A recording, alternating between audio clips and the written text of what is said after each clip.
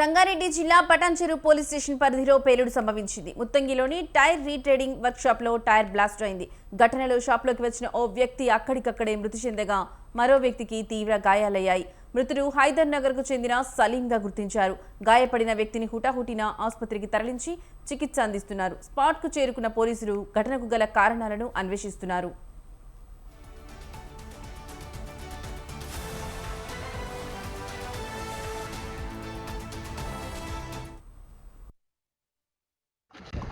ఈరోజు మధ్యాహ్నం అందాద 1:30 గంటల ప్రాంతంలో ఈ మైదాస్ టైర్ కంపెనీలో ఈ రియాజ్కు చెందిన కంపెనీ ఇది. దీంట్లో వాళ్ళ ఫ్రెండ్ అయిన సలీం ఇక్కడికి రావటం జరిగింది.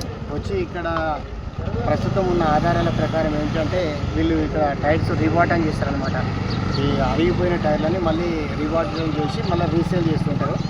దీనికి ఒకటి రీబాటన్ కంప్లీట్ అయిన తర్వాత ఎయిర్ పెట్టే క్రమంలో ఆ ప్రెజర్ వలన అది బరస్ట్ అయ్యి దాని వలన అతను ఆ ప్రెజర్కి పోయి గోడకు తగలటం వలన అది ఆ ఇంజురీస్ వలన పైకి కనపడుతున్నది. దీనిపైన మనం ఇంకా వాళ్ళ బ్రదర్స్ వాళ్ళు వచ్చినారు. వాళ్ళు ఇంకా కంప్లైంట్ తీసుకొని దాని మీద పూర్తి విచారణ చేయడం జరిగింది. ఆయన ఏజ్ ఎంత వస్తుంది, ఎక్కడ ఉంటుంది? ఇతను సలీం హైదర్ నగర్ హైదరాబాద్కు చెందిన వ్యక్తి. ఇతని ఏజ్ 38 ఇయర్స్ వరకు ఉంటుంది.